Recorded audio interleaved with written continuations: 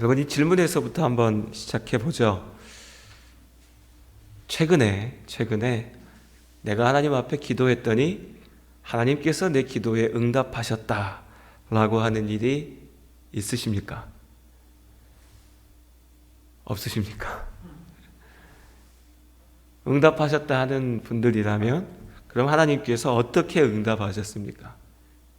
내가 하나님께 뭔가를 물었더니 하나님이 나에게 내 귀에 들릴 수 있는 음성으로 답하셨나요? 아니면 내 눈에 보이는 어떤 것들로 혹은 꿈 가운데, 환상 가운데 놀라운 것들을 보게 하셔서 알게 하셨습니까? 여러분, 어떠십니까? 하나님께서 내 기도 가운데 언제 응답하셨나?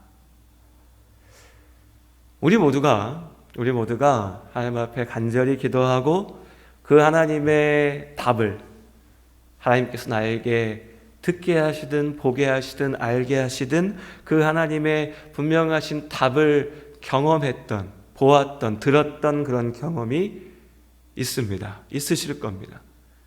그런데 가만 생각해 보면 너무 옛날 일인 것 같기도 합니다. 너무 오래전에, 어쩌면 인생을 통틀어서 한두 번 그렇게 시간이 지나가다 보니까 진짜 내가 그때 들었던 게 하나님 음성일까? 아니면 내가 그냥 착각한 건가? 그때 내가 보았던 게 정말 하나님께서 보게 하신 걸까? 아니면 내가 혼자 생각한 건가? 때로는 그렇게 혼란스럽고 의심하는 마음이 들 정도로, 솔직히 우리의 기도가 하나님의 분명하신 답으로 우리 앞에 보여지지 않을 때가 많습니다. 저만 그런가요? 많이들 그러실 겁니다. 그러다 보면 우리가 좌절합니다. 답답할 때도 있죠. 기도하다가 괴로울 때도 있습니다. 나는 계속해서 하나님 앞에 기도하는데, 외치는데, 매달리는데, 부르짖는데 나한테도 좀 하나님이 속 시원하게 음성으로, 환상으로 너무나 분명하게 보이는 일들로 말씀하시고 그렇게 내가 옴짝달싹 못하게, 그러지 않겠습니까 여러분? 오늘 밤에라도 기도하는데 하나님이 정말로 하나님 나라를 막 보여주시고 내일 나에게 일어날 일들을 먼저 보게 하셔서 그 길로 걷게 하시면 우리가 어디로 도망치겠습니까? 그 길로 가야죠. 그렇게 하시면 좋겠다라는 마음이 드는데, 그래 참 많은 때에 하나님이 침묵하시는 것처럼 보입니다. 나만 얘기하고 나만 외치고 나만 기도하는데 하나님은 계속해서 침묵하시는 것처럼. 에스더 성경의 말씀을 읽다 보면 그 답답한 마음이 풀리는 게 아니라 때로는 더 답답해집니다. 왜요? 아브라함은 기도했더니 하나님이 음성으로 답을 주셨는데, 선지자들은 기도했더니 하나님께서 그들 앞에 나타나셨고 보이셨는데, 사도들은 기도했더니 놀라운 기적이 그들의 눈앞에 펼쳐지게 하셨는데 왜 나는 아닐까? 라 생각하게 되죠. 그리고 주변에 보면 꼭 그런 마음 가지고 있을 때 또 그렇게 주장하는 분들 막 옆에 생겨요. 나는 기도했는데 하나님이 바로 들어주셨다. 나는 기도했더니 하나님이 뭔가를 보여주셨다. 나는 기도할 때마다 하나님의 음성을 듣는다 라고 말하는 분들이요. 그럼 더 답답해지죠. 오늘 이 느헤미야의 말씀, 느헤미야가 걸어간 이 길은 어쩌면 우리의 그 답답함을 좀 풀 수 있는, 답답해하는 우리에게 하나님 왜 내 기도에 너무 분명하고 좀 멋지게 답해주지 않으십니까? 라고 가슴을 치는 우리에게 하나님께서 주시는 답처럼 보입니다. 자, 느헤미야의 소명은 무엇이었습니까? 우리 지난주 나누었지요? 느헤미야의 소명은 예루살렘으로 가는 거였습니다. 예루살렘으로 가서 무너진 성벽을 다시 세우는 것이었습니다.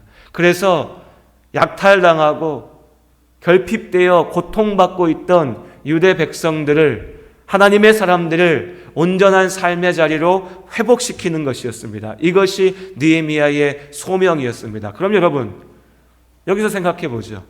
누가 이 소명을 느헤미야에게 주었습니까? 느헤미야 1장을 한번 읽어보십시오. 하나님께서 느헤미야에게 환상 가운데 나타나셔서 느헤미야야 네가 가서 이거 해라 고 말씀하셨나요? 아닙니다. 하나님이 느헤미야가 기도하는 가운데 음성으로 그의 귀에 느헤미야야 네가 이거 안 하면 절대 안 된다. 너가 꼭 이걸 해야 된다 라고 듣게 하셨나요? 아닙니다. 어떠한 놀라운 기적도 어떠한 신비로운 일들도 없었습니다. 그저 우리가 지난주에 봤던 것처럼 느헤미야에게 예루살렘의 그 처참한 소식이 들려왔습니다. 그 가슴 아픈 실패가 들려왔습니다. 느헤미야는 그 속에서 하나님의 사람이, 하나님의 백성이, 하나님의 일꾼이 해야 될 일을 보았습니다. 아무도 가지 않으니 내가 가겠다라고 나섰습니다. 느헤미야 자신이 소명을 보았죠. 그리고 느헤미야가 자신의 인생을 그 하나님의 길 가운데 던진 것입니다. 그리고 이어지는 말씀에 느헤미야가 왕의 술관원, 고위 관료가 되어 성공해서 왕의 신임을 받아서 높은 자리로 갔습니다. 누군가는 하나님의 은혜다라고 얘기할 수 있을 거고, 또 누군가는 저 사람이 운수가 좋네. 저 사람 사주팔자에는 높은 관원이 되는 팔자가 있어. 저 사람 줄을 잘 서갖고 저렇게 잘 됐네 라고 말할 수도 있을 겁니다. 느헤미야가 높은 자리에 올라갔죠. 역시 마찬가지입니다. 하나님께서 어떻게 일하셨는지, 어떻게 느헤미야의 삶에 개입하셨는지 우리는 아무것도 보지 못합니다. 다만 느헤미야가 고백합니다. 하나님이 나를 그 자리에 있게 하셨다. 이제 2장의 말씀에 기회를 기다리며 기도하던 느헤미야가 왕에게 나아가서 왕에게 말합니다. 쉬운 도전이 아니었습니다. 목숨 걸고 얘기한 겁니다. 왕이 그 말 듣고 야, 너 지금 무슨 딴 생각 품고 있는 거 아니냐? 네가 왜 예루살렘 가서 거기 성벽을 짓는데 너 반란을 일으키려는 거냐? 야, 너 좀 마음에 들어서 내 옆에 두고 쓰려고 했더니 네가 왕의 말을 듣지 않고 떠나려 하는 거냐? 뭐가 됐든지 간에 왕이 말 한마디로 느헤미야를 쳐내면 지금까지 쌓아왔던 그 성공이 아무것도 아닌 것처럼 사라질 수 있는 그런 순간이었습니다. 그러나 느헤미야는 주저하지 않았죠. 말합니다. 왕이여, 내가 예루살렘으로 가서 그곳에 성을 짓기를 원합니다. 나를 보내주소서. 그리고 페르시아의 왕이 느헤미야의 이 말을 좋게 여겨서 그의 부탁대로 말대로 그 일을 느헤미야에게 맡깁니다. 그냥 네가 할 수 있으면 해봐 이게 아니었죠. 페르시아의 왕이 이 일을 지원해 줍니다. 할 수 있도록. 네가 필요한 물자가 있다면 내가 그걸 대주겠다. 네가 또 필요한 행정적인 편의가 있다면 내가 그 모든 일들을 이룰 수 있도록 해주겠다. 왕이 명령하죠. 이 모든 일들 가운데 어떻게 이게 이루어졌는가? 우리 눈에 보이는 건요, 그냥 느헤미야가 한 일이에요. 전부 다 느헤미야가 있습니다. 그런데 그 느헤미야가 뭐라 고백합니까? 8절 하반절에 가서 보시면 내 하나님의 선한 손이 나를 도우심으로 왕이 허락하고. 역시 마찬가지입니다. 어떤 이들은 이 모습을 바라보면서 야, 그건 느헤미야가 왕의 신임을 받았기 때문에 그 자리가 좋아서 그런 거예요. 야, 그날 참 운 좋게 그 왕의 기분이 좋았나 보다. 야, 그냥 일이 하다 보니까 그렇게 된 거지 뭐. 아니야, 왕이 다른 생각이 계획이 있었을 거야. 여러 가지 것들로 이 똑같은 상황을 이야기할 수 있을 겁니다. 하지만 그 길을 걸어가고 있는 느헤미야는 분명하게 고백합니다. 내 하나님의 선한 손이 나를 도우셨다. 하나님이 선한 손이 나를 도우셨다. 나를 인도하신다. 이 길 가운데 함께 하신다. 그리고 느헤미야가 예루살렘으로 갑니다. 예루살렘의 총독입니다. 페르시아 왕의 명령을 받고 왔으니까요. 홀로 예루살렘 성을 돌아봅니다. 말로만 전해 들었던 그 땅의 처참한 상황들을 직접 눈으로 목도하고 살핍니다. 그리고 이후에 느헤미야가 유대 백성들에게, 예루살렘에 있는 사람들에게 말하죠. 18절의 말씀입니다. 그들에게 하나님의 선한 손이 나를 도우신 일과 왕이 내게 이런 말씀을 전하였더니 그들의 말이 일어나 건축하자 하고 모두 힘을 내어 이 선한 일을 하려 하며, 느헤미야가 다시 한번 말합니다. 지금까지 자신이 걸어왔던 그 길을 말합니다. 예루살렘에 대한 소식을 듣고 이제 이 예루살렘 성을 세우기 위하여 온 이 시간까지의 그 모든 시간들 가운데, 과정들 가운데 함께 하신 하나님, 하나님의 그 선한 손을 증거합니다. 다시 말씀드리지만 놀라운 기적도, 신비로운 경험들도, 환상적인 어떤 일들도 없었습니다. 그렇기 때문에 이 느헤미야의 일을 방해하고 싶었던, 그러니까 무너져버린 예루살렘 성벽에 유대인들을 약탈하며 빼앗고 그들을 짓밟으면서 자신들의 배를 불렸던 주변의 여러 사람들이 와서 회방합니다. 큰일 났거든요. 예루살렘 성벽이 지어지면 지금까지 자신들이 정말 말 그대로 가지고 놀았던, 마음껏 짓밟았던 유대인들을 이제 더 이상 그렇게 이용하고 짓밟을 수 없거든요. 그들이 와서 조롱하고 비웃으면서 말합니다. 위협하고 협박하죠. 야, 웃기는 짓 하지 마라. 말도 안 되는 짓 하지 마라. 하나님의 선한 손? 너 딴 생각 품고 있는 거지. 운 좋게 이렇게 풀려오니까 뭐가 될 것 같은 거지. 느헤미야, 네가 정말로 하나님 앞에 순종한다고? 너 반란 일으키려고 하는 거 아니야. 온갖 말들로 이 상황들을 평가하고 재단하고 느헤미야를 조롱하고 비웃고 유대 백성들을 위협하죠. 그들의 눈에는 정말 그렇게 보였을 수도 있습니다. 왜요? 하나님을 보지 않으니. 하나님을 보지 않으니. 느헤미야도 어쩌면 우리처럼 답답해하지 않았을까요? 우리 조상 모세에게 하셨던 것처럼 내가 예루살렘에 들어올 때 불기둥이 하늘에 가득하게 하셔서 이 대적들이 하나님의 살아계심을 보게 하여 주시옵소서, 이런 마음 사람이라면 누구나 있지 않았겠습니까? 내가 기도할 테니 하나님, 엘리야의 하나님, 이 성벽이 하룻밤새라도 하나님의 놀라운 기적으로 세워질 수 있게 하여 주시옵소서 라고 하는 마음이 느헤미야라고 왜 없었겠습니까? 그런데 그런 일들은 일어나지 않았습니다. 기적도 신비도 없었습니다. 대적들의 위협과 조롱과 비웃음만 있었죠. 그랬습니다. 그러나 느헤미야는 그들 앞에 분명하게 말합니다. 내가 그들에게 대답하여 이르되 하늘의 하나님이 우리를 형통하게 하시리니 그의 종들인 우리가 일어나 이 예루살렘 성을 건축할 것이다. 느헤미야의 신앙 고백, 느헤미야의 길입니다. 그는 흔들리지 않았습니다. 하나님께서 이 모든 일을 형통하게 하신다 믿고 나아갔죠. 그리고 우리의 삶을 봅니다. 우리나 느헤미야나 별 차이 없습니다. 그런 생각 들지 않으세요? 여러분, 저는 엘리야 얘기 들으면 좀 기가 죽을 때가 있어요. 엘리야가 막 기도하니까 죽은 자가 살아나잖아요. 정말 속상할 때가,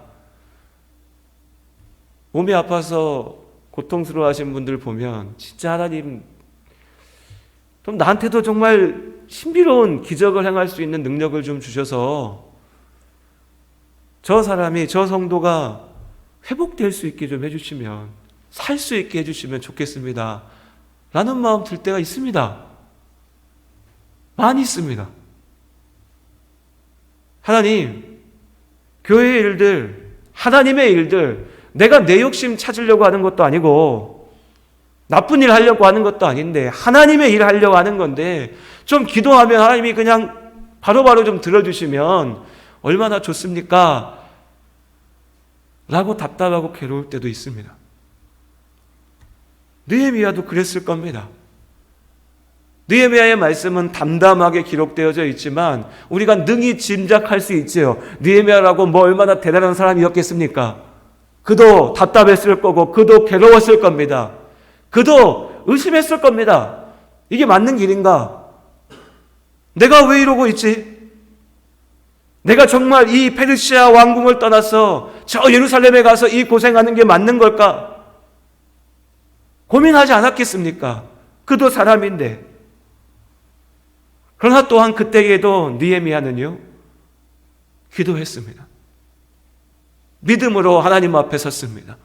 하나님의 소명을 바라보았습니다.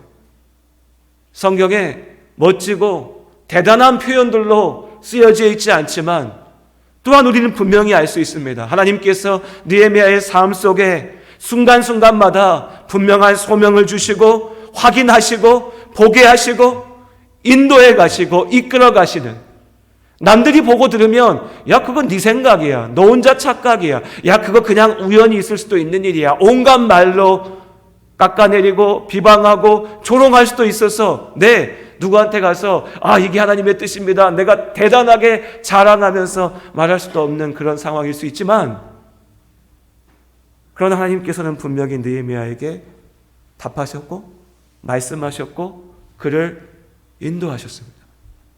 그러니 느헤미야가 멈추지 않고 포기하지 않고 여기까지 올 수 있었겠죠. 그리고 고백하는 거죠. 하나님께서 우리를 형통하게 하실 거다. 하나님의 종인 우리를 사용하실 거다. 예루살렘 성을 세우실 거다. 너희가 뭐라 우리를 조롱하고 욕하고 비방해도 하나님께서 그렇게 하실 것이다. 믿음입니다. 그리고 느헤미야는 하나님과 영적인 소통, 하나님과 함께 했습니다. 기도로, 말씀으로. 거창하고 대단하지 않았으나 그의 삶은 그렇게 하나님과 함께 걸어가는 길이었던 겁니다. 그리고 하나님께서 그를 사용하시는 거죠. 그리고 우리의 삶을 봅니다. 여전히 우리의 삶에 전국을 다니면서 간증할 만한 간증거리는 생기지 않을 수도 있습니다. 목사님, 내가 어제 기도했더니 환상을 봤어요. 이렇게 말할 만한 일들이 없을 수도 있습니다.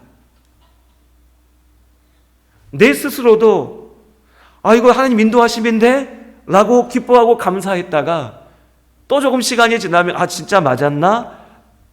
라고 스스로 의심하게 되는 답답하고 괴로운 순간들도 있을 수 있습니다. 하지만 여러분, 그 모든 시간들을 통하여 우리를 이끄시고 우리를 인도하시는 이가 하나님이신 줄로 믿습니다. 하나님께서 우리의 기도 가운데 함께 하십니다. 꼭 신비로운 일들만이 하나님의 역사가 아닙니다. 그저 반복되는 것 같은 우리의 삶 속에서도 옆에 보는 사람들은 당신 예수 믿는다고 하면서 왜 그것밖에 못해요? 왜 그것밖에 못 삽니까? 라고 말할지라도 그 속에서 내가 주님과 동행하며 오늘 느헤미야가 그랬듯이 내가 마땅히 걸어야 할 하나님께서 나에게 보게 하신 그 믿음의 길, 그 길을 따라 걸을 때에 당장 눈앞에 펼쳐지는 결과의 모습은 우리가 알 수 없으나 그 길의 끝에 하나님께서 모든 일들을 형통하게 인도하실 것을 믿습니다. 그 믿음으로 나아가는 우리 모두의 새로운 한 주가 될 수 있기를 원합니다. 그저 반복되는 하루하루가 아니라 하나님께서 나에게 맡기신 너무나 귀하고 복된 하루임을 기억하며 그 하루 속에 하나님께서 또한 주시는 그 크고 작은 은혜, 기쁨, 감사와 확신을 믿음으로 붙잡으며 기도로 나아가는 우리의 시간들이 될 수 있기를 주님 안에 소원합니다. 그런 한 주 보내시기를 바랍니다. 주님의 이름으로 축복합니다. 하나님,